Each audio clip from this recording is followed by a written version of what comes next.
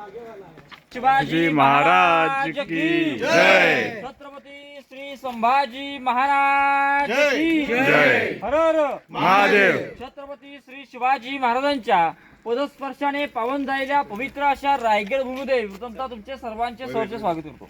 धन्यवाद। माझी ओळख करून तो माझं नाव आहे शिवाजी महादेव अवकिरकर। या ठिकाणी गाईडचं काम करतो।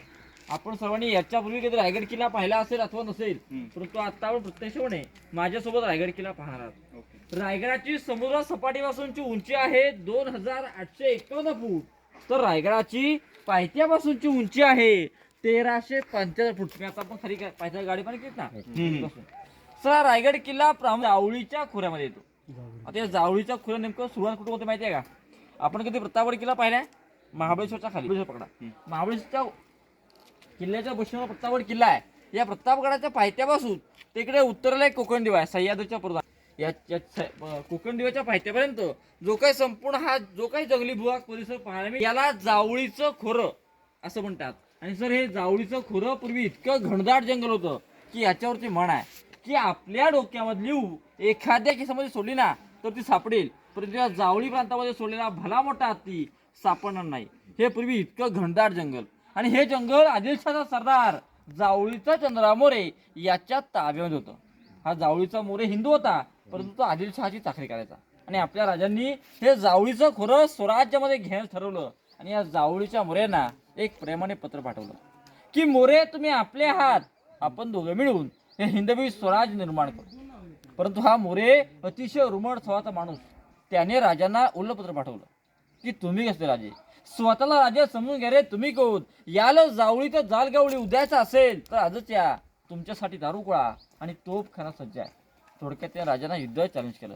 राजांनी निवडक 145 सरदार घेऊन या जावळी प्रांतावरती आक्रमण केलं, आणि त्या आक्रमणामध्ये जावळीच्या मोरेंचा चुलत भाऊ हनुमंतराव मोरे हा मारला गेला।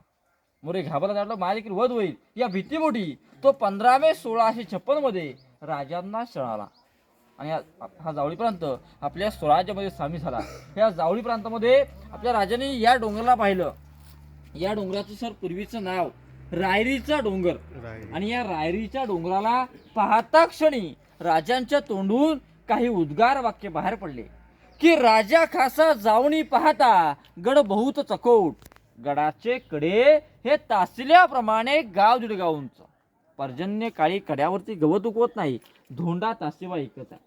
दौलताबाद पृथ्वीवर चखोड गड खरा, परंतु उंचीने थोडका, दौलताबादचे दशगुणे उंच, ऐसे देखुनी महाराज संतुष्ट झाले आणि बोलिले तख्तास जागा हाच गड करावा।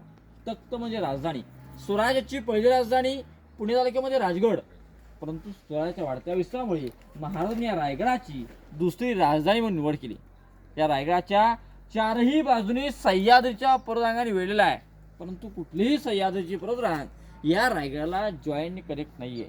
एखाद्या गुलाबाच्या किल्ल्याप्रमाणे स्वतंत्र एकाच खडकापासून निर्माण झाला हा डोंगर आहे। शिवाय या डोंगरापासून दर्याकिनारा जवळ आहे, समुद्रासुद्धा लक्ष देवाणघेवाण चालू होईल। आपल्या राजांनी या रायगडाची राजधानी म्हणून निवड केली।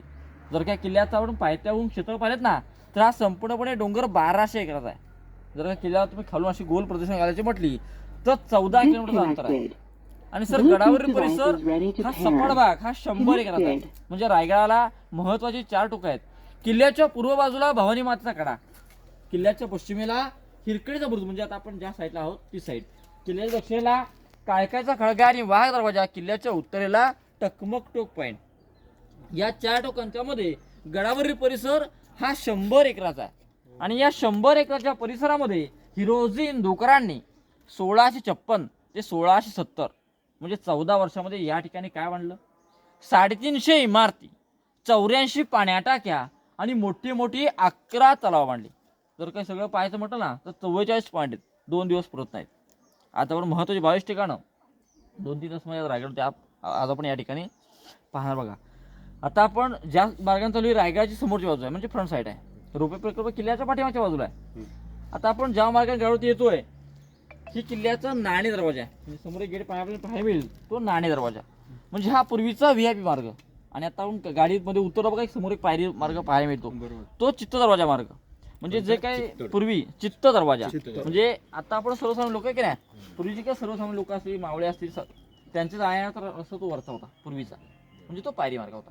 आणि आता आपण ज्या मार्गाने चाललो, हा पाचवे जो बांधला आता, हा नवीन 2018 नंतर छत्रपती संभाजी महाराज कोल्हापूरचे त्याच्यानंतर एक काम चाललंय, रायगड विकास प्राधिकरण समिती मार्फत, त्याच्यानंतर हे पायऱ्यांचं काम झालंय. परंतु हा पूर्वीचा राजमार्ग होता, म्हणजे घोडमार्ग पूर्वीचा. राजे तर दिल्ली पायऱ्याने जाऊ शकत नाही ना, हा नाणे दरवाजा. म्हणजे इथे गेट आहे, त्याचं नाव नाणे गेट. नाणे गेट का, ज्या व्यक्तीकडे, म्हणजे आता आपण गेट पास म्हणतो किंवा विशिष्ट टोकन असतं बरोबर की नाही, ज्या व्यक्तीकडे ते नाणं असेल म्हणजे गेट पास असेल, त्याच व्यक्तीला या मार्गातून एंट्री असायची. म्हणजे आपले उदाहरणार्थ आहे, स्वराज्याची महत्त्वाची व्यक्ती असतील, मंत्री असतील किंवा मोठे सरदार असतील किंवा राजे असतील, छत्रपती संभाजी महाराज असतील, हे पूर्वी घोड्यावरती जायचे ना, दिल्लीत इतकं पायी जाणं शक्य होत नव्हतं. मग हा पूर्वीचा घोडमार्ग या गेटमधून क्रॉस केला की हा पूर्ण मार्ग डायरेक्ट महाराजाची तटबंदी आहे त्याच्या खालीपर्यंत जातो. तिथे एक अंधारीची गुफा आहे, तिथपर्यंत पोहोचतो आणि तिथून वरती मग पायी चढून गेलात गेटच्या वरती पुन्हा घोडे. हा पूर्वीचा राजमार्गाचा, हा पूर्वीचा राजमार्ग. जे काय तिकडून त्या मेन मार्गाने जात नसत, हा मार्ग ही राजांची जाणी येण्याची खरंच. आता आपण ज्या मार्गाने चाललोय ते तिथे गेट पाहायला मिळेल. त्या गेटमध्ये आतमध्ये एक हनुमानाची मूर्ती आहे आणि नाणे गेट आहे, म्हणजे जो कोणी व्यक्ती असला चेक करून मग इथून पुढे पाठवून द्यायचं. हा पूर्वीचा नाणे गेट मार्ग. आता आपण याच मार्गाने पुढे हिरकणी बुरुजा खाली, म्हणजे हिरकणी सूर्य ऐकायला पण नेक्स्ट पॉईंट आपला हिरकणी बुरुज आहे. त्याची माहिती मी तुम्हाला पुढे जाऊन त्या ठिकाणी जाऊन देणार. बघा, बोला छत्रपती श्री शिवाजी महाराज की जय. हे मार्ग दोन तुम्ही लक्षात आले.